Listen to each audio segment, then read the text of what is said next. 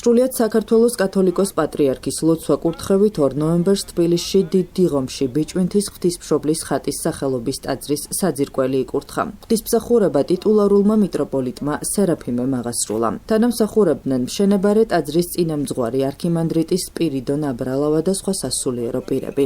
მსახურების დასრულების შემდეგ მღვდელმთავარმა მრევლი დალოცა. აქ შეკრებილებს ღირსი მამა გაბრიელის აღსარებლისა და სალოსის ხსენების დღე მიულოცა და ტაძრის მშენებლობაზე ისაუბრა. ღმერთმა დაგლოცოთ, ღმერთმა შეისმინოს ჩვენი ლოცვა ვედრება და ღვთის შეწევნით, თქვენის ლოცვით გვერდით დგომით, ღმერთმა დააფუძნოს, ააშენოს უდიდესი სასწაულმოქმედი ბიჭვინთის ღვთისმშობლის სახელობის ტაძარი და ამიერიდან ამ ტაძარს ეწოდება პატარა მცირე ბიჭვინთა, თავარი ბიჭვინთა, ის გველოდება აფხაზეთში და ეს პატარა ტაძარი იქნება სანუგეშო და მადლის მომცემი იმ კუთხის, რომელიც ჩვენ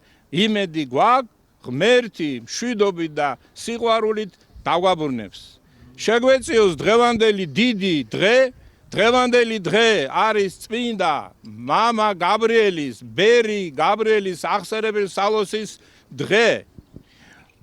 მისი სასწაულმოქმედი ლოცვა, მისი შეწევნა, რომელიც მადლი, რომლითაც მთელ მსოფლიოს ედება და ფარველობს, მისი მადლით მალე გვეზეიმოს ამ ტაძრის კურთხევა და დალოცვა.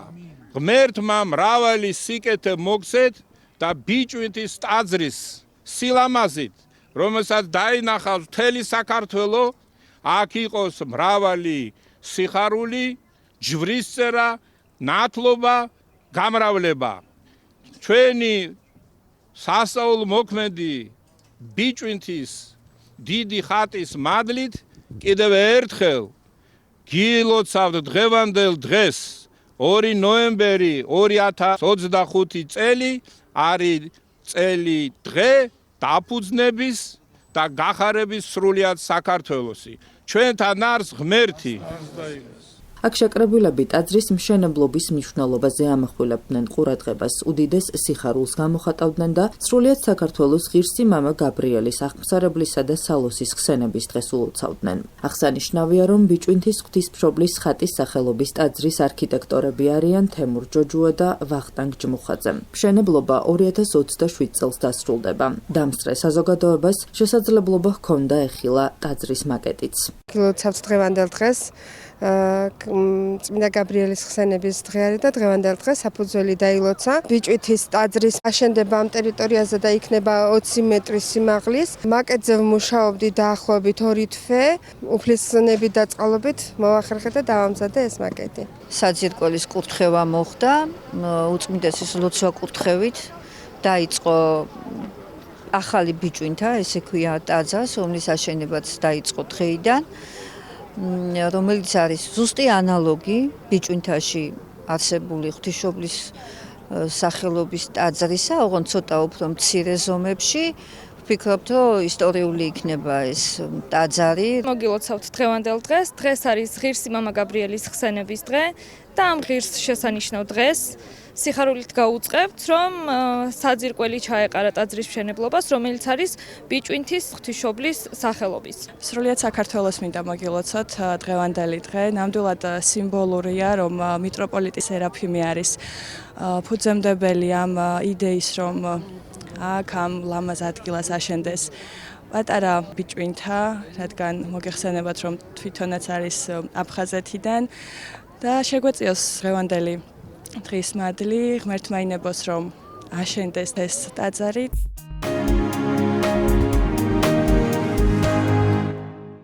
ვატოპედური დარიგებები. ამ სახელწოდების წიგნის წარდგინება კოჯორში მდებარე სამედიცინო ველნეს კურორტ ბიოლის საპრეზენტაციო სივრცეში 2 ნოემბერს გაიმართა. ათონის წმინდა მთის ვატოპედის მონასტრის მიერ ქართულ ენაზე გამოცემული ეს უკვე მე-7 წიგნია. ღონისძიება ამბა ალავერდელმა მიტროპოლიტმა დავითმა გახსნა. მღვდელმთავარმა საქართველოში ათონის წმინდა მთის ვატოპედის მონასტრის წინამძღვრის არქიმანდრიტ ეფრემის საქართველოში ვიზიტსა და ჩვენს ქვეყანასთან მჭიდრო ურთიერთობაზე ისაუბრა. წიგნში სახელწოდებით ვატოპედური დარიგებები შესულია ათონის წმინდა მთის ვატოპედის მონასტრის წინამძღვრის არქიმანდრიტ ეფრემის მოძღვრის ბერ იოსებ ვატოპედელის 40 საუბარი. ეს არის მონასტრის საძმოს კრებებზე წარმოთქმული მისი სიტყვები. ღონისძიებაზე სიტყვით გამოვიდა ათონის წმინდა მთის ვატოპედის მონასტრის წინამძღვარი არქიმანდრიტი ეფრემი. სასულიერო პირმა საქართველოში ვიზიტზე, სიწმინდეების მოლოცვაზე, სრულიად საქართველოს კათოლიკოს პატრიარქისადმი მის დამოკიდებულებაზე, ჩვენს ქვეყანასა და ხალხთან მჭიდრო ურთიერთობაზე ისაუბრა. ღონისძიების ფარგლებში ნაჩვენები იყო ბერ იოსებ ვატოპედელის ერთ-ერთი ქადაგება. შეხვედრას სასულიერო პირები, ვატოპედის მონასტრის წევრები, თბილისის ვიცე-მერი გიორგი ტყემალაძე ხელოვანები და სხვადასხვა სფეროს წარმომადგენლები ესწრებოდნენ. ღონისძიების მონაწილეებს წიგნები საჩუქრად გადაეცათ. გილოცავთ გავრიელ ცხეთელის სალოსის ხსენების დღეს, შეგვეციოს მადლი ყველას. ასევე ათონთან, ათონელებთან და ათონურ სულისკვეთებასთან შეხვედრა ყოველთვის სიხარულის მონტანია და მომნიჭებელი. რადგანაც ეს არის უწყვეტი საუკუნეების განმავლობაში პრაქტიკა, ტრადიცია, რომლის მარტოოდენ მოსმენაც კი დიდად სასარგებლო არის ღვთისმეტყველის სულისათვის. მით უფრო, როდესაც მონასტერი, რომელიც თავისი შრომით, თავისი წესგანგებით და ძმობის ერთიანობით შეკრული ქადაგებს და ყვება და გვასწავლის, გადმოგცემს იმ დარიგებებს, რომლებიც წლების განმავლობაში როგორც ძვირფასის საუნჯე, ისე გროვდებოდა ამ მონასტერში. გვახარებს ის, რომ მამა ეფრემი მონასტრის იღუმენი ჩვენთან არის დღეს წინამძღვარი და მოყვება მათი სულიერი მოძღვრის იოსებ ვატოპედელის გამოცდილების წიგნის შესახებ. გავიმეორებ, მადლობ ღმერთს და ყველა ჩვენთაგანი ამ შეხვედრებით ვივსებთ იმ ნაკლებობას, რომელიც გააჩნია ალბათ თუ თითოეულ ჩვენთაგანს არა ნაწილს მაინც. და ეს ნაკლება ალბათ მხოლოდ და მხოლოდ შრომით, თავდაუზოგავი ღვთისადმიერებითა და მამათა გამოცდილების გამეორებითა და გაზიარებით იქნება შესაძლებელი. როგორც ძველად ასწლეულების უკან ქართველებისა შრომა და მოღვაწეობა დაიწყო ათონის მთაზე ათანასე ათონელის დიდ ლავრაში და დღეს ღვთისმშობლის განგებულებით, წყალობითა და მფარველობით იგივენაირად თითქოს ახლიდან იწერება იგივე ისტორია, ოღონდ ახლა ვატოპედის მონასტერში. წინამძღვრის სიყვარულის და გულშემატკივრობის საფარვო ქვეშ. ბევრი ქართველი მოღვაწეობს იქ და გწამს ყველას, რომ მათი შრომა და ღვაწლი არ ჩაევლის ისე, რომ თითოეულ ჩვენთაგანს, ჩვენს ქვეყანას არ შეეხოს. სიტყვას აღარ გავაგზავნებ. მადლობა დედა ღვთისმშობელს, რომ კლავაც თავის წყალობით და მოწყალებით გვიგზავნის იმ ხსნას, რომელიც არის სწავლებაში თუ როგორ უნდა იყოს ქრისტიანი, ღვთისმოყვარე და მოყვასისა მოყვარული. ღმერთმა დაალოცოს მამა ეფრემი თავის ძმობასთან ერთად, რამე თუ არ დაიზარებს, მიუხედავად თუნდაც ფიზიკური სიზუსტისა, ჩამოვიდეს საქართველოში და ძმურად აგვიხსნას, გაგვიზიაროს და მოგვეფეროს თითოეულ ჩვენთაგანს. ღმერთმა გაგახაროთ, გილოცავთ მომავალ დღესასწაულს, ღმერთმა ინებოს ჩვენი ერთად ქრისტეში ცხოვრება. ამინ. მადლობა ღმერთს, რომ მეხუთედ ვართ თქვენს ქვეყანაში. ძალიან დიდი წყალობაა ღვთისა და ამავდროულად დიდი სიხარულიც, რომ თქვენთან ერთად ვართ. ისე დავუახლოვდით ერთმანეთს, რომ ეს დაგეგმილი არ გვქონდა. ღმერთის განგებულებამ მოაწყო ასე. რამდენიმე წელიწადში ერთხელ ჩამოვდივართ აქ, იმიტომ რომ გვიყვარხართ. თან დღეს ისეთი დამთხევაა, რომ ამ დიდი თანამედროვე წმინდანის გაბრიელ აღმსარებლის ხსენებაა. საქართველოში თანამედროვე ეკლესიისთვის ეს ადამიანი იყო დიდი მოვლენა. თანამედროვე დროში ჩვენმა თანამდგომმა ეკლესიისთვის ურთულეს დროში იცხოვრა, ისე რომ სადნო იყო ღმერთს. დიდი კრძალულებით ვემთხვიეთ დღეს მის წმინდა ნაწილებს. მეუფე შიოსთან და სხვა მღვდელმთავრებთან ერთად ვიმსახურეთ სამთავროში წმინდა გაბრიელის წმინდა ნაწილების დამსახურებით იგრძნობა განსაკუთრებული მადლი ამ მონასტერში. ის რომ ამ ბოლო დროსაც გყავთ ამხელა წმინდანი არის იმის მოწმობა და მტკიცებულება რომ ღმერთი თქვენთან ერთად არის. ეკლესია არსებობს და საქმიანობს იმისთვის, რომ შექმნას წმინდანები. დღეს განსაკუთრებული სიხარულია კიდევ ჩემთვის იმის გამო, რომ უკვე მე-7 წიგნს გამოვცემთ ქართულად. თავიდან ცოტა გაუბედავად დავიწყეთ ქართული წიგნების გამოცემა, მაგრამ მერე ვნახეთ, რომ ხალხი დიდი ინტერესით კითხულობს ჩვენს წიგნებს. უამრავი ადამიანისგან მივიღეთ მადლიერების სიტყვები ამ წიგნების გამოცემისთვის. ვატოპედური დარიგებები. ეს დარიგებები ფაქტობრივად არის ბერ იოსების საუბრების საძმოსთვის. გამოიცა ჯერ ბერძნულად, ნათარგმნია რუმინულ ენაზე და ახლა ითარგმნა ქართულად. თქვენი ქვეყანა, რომელიც ყოველთვის ისტორიულად იყო დაკავშირებული ათონთან, ისევ აგრძელებს ურთიერთობას. როდესაც პირველად ჩამოვედი თქვენმა უწმინდესმა პატრიარქმა შემომჩივლა ათონელებისადმი საჩივარი მაქვსო. რა მეთქი? ჩვენ ივერთა მონასტერი გვქონდა. ახლა ერთი წირვაც არ აღესრულება ათონზეო. ისეთ პატივს ვცემ ამ ადამიანს და ისე მიყვარს ყველანაირად უნდა მოვაშორო მას ეს ტკივილი თქო გავიფიქრე. დღეს იცით რომ წმინდა მთაზე ქართულად წირვა აღევლინება. პირველ რიგში გილოცავთ დღევანდელ დღეს გაბრიელ აღსარებელის ხსენებას. წმინდანობა ნებისმიერ ეპოქაშია შესაძლებელი და გილოცავთ იმ კუთხით, რომ გისურვებთ, რომ თქვენ წმინდანი გახდეთ და ეს თქვენი ცხოვრების მიზნად დაისახოთ და ადამიანი რასაც ეძებს აუცილებლად იპოვის.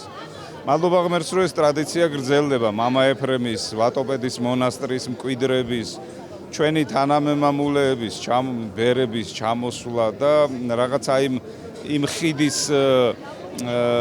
აღდგენა, რომელიც იყო ღვთისმშობლის წილხვედრ ნახევარკუნძულსა და ღვთისმშობლის წილხვედრ ქვეყანას შორის. ჩვენ ვიცით, რომ საქართველოში ყოველთვის დიდი სიყვარული იყო ღვთისმოყვარი ადამიანებისა და ათონი ყოველთვის სავსე იყო ღვთისმოყვარი ადამიანებისათვის. ძალიან რთული ეპოქა გადაიარა ქვეყნიერებამ და ეხლაც არ არის მსუბუქი პირობები, მაგრამ აი ეს წმინდა ადამიანთა ხსენება მათი წიგნით დაგვასაჩუქრეს და მადლობა ღმერთს, რომ ასეთი ადამიანები არსებობდნენ, რომელთაც რეალობაში თავის თავზე მეტად უყვარდათ ღმერთი და ჩვენ ისინი უნდა გავიხსენოთ. დღეს იყო რამდენჯერმე ხსენება ამ სიტყვისა, რომ სწორედ რომ მამა იოსებ ვატოპედელმა ახსენა ეს და თავის დროზე მე-9 საუკუნეში დავითმა და კონსტანტინემ მურმაყრუს დროს, როდესაც ისინი ეწამნენ. ესეთი ნათქვამი იყო.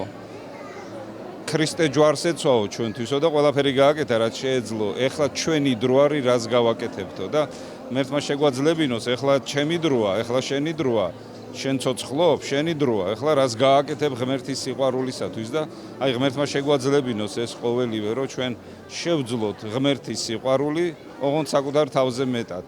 ღმერთმა დაგულოცოს და გაგვაძლიეროს და ღმერთმა გააძლიეროს ქართველთა ურთიერთობა ღმერთთან, ქართველთა ურთიერთობა ღვთისმოყვარე ადამიანებთან, ათონის მთასთან და ვატოპედის მონასტერთან, რომელიც ქართველთა დიდი სიყვარულით გამოირჩევა და მადლობა მამა ეფრემს, მადლობა მას გულის სიყვარულისათვის, გულისხმიერებისათვის, რომ საქართველოში ჩამოსვლა ტრადიციათ აქცია და სიწმინდეებით და კეთილი გულით გვასაჩუქრებს ყოველთვის. ათონის ვატოპედის მონასტერი სხვა მრავალ საქმიანობასთან ერთად გამოცემს ქართულ წიგნებსაც.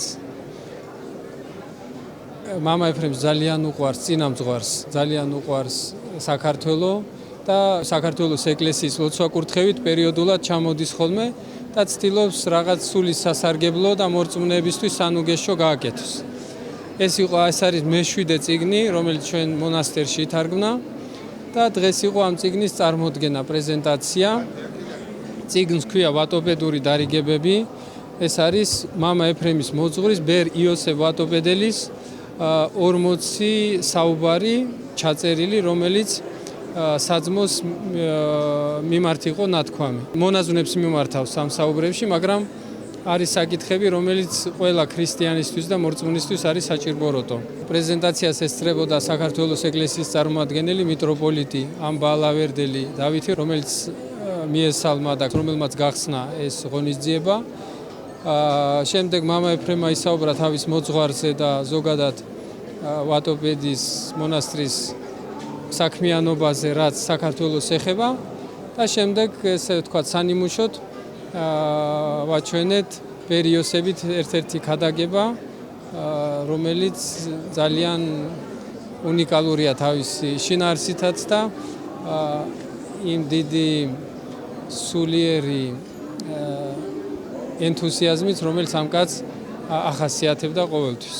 და ყველაფერი ამის მიზანი არის მორწმუნეების სულიერი სარგებელი და ჩვენი ზეციერი მამის განდიდება.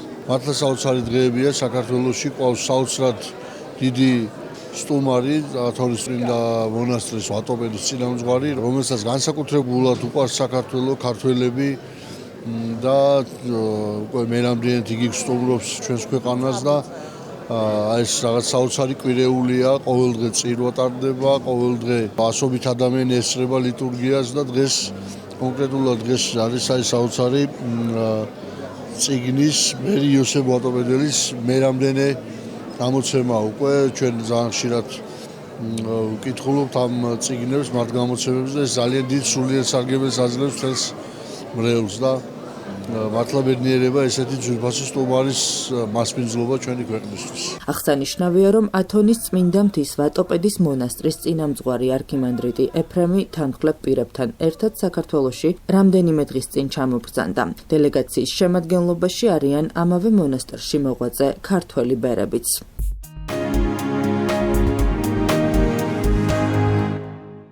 4 ნოემბერს თბილისის ვოკალისტთა მეოთხე საერთაშორისო კონკურსი გაიმართება. ღონისძიება კულტურის სამინისტროს მხარდაჭერით ტარდება. პროექტის ორგანიზატორი და მასპინძელია თბილისის ზაქარია ფალიაშვილის სახელობის ოპერისა და ბალეტის სახელმწიფო პროფესიული თეატრი. ორგანიზატორთა განმარტებით წელს კონკურსში მსოფლიოს 22 ქვეყნიდან 41 ახალგაზრდა მომღერალი მიიღებს მონაწილეობას. კონკურსანტებს შეაფასებს ჟიური, რომლის შემადგენლობაში მსოფლიოს საუკეთესო საოპერო თეატრებისა და სააგენტოების ხელმძღვანელები არიან. ჟიურის თავმჯდომარე გახლავთ თბილისის ოპერისა და ბალეტის სახელმწიფო თეატრის სამხატვრო ხელმძღვანელი ბადრი მაისურაძე.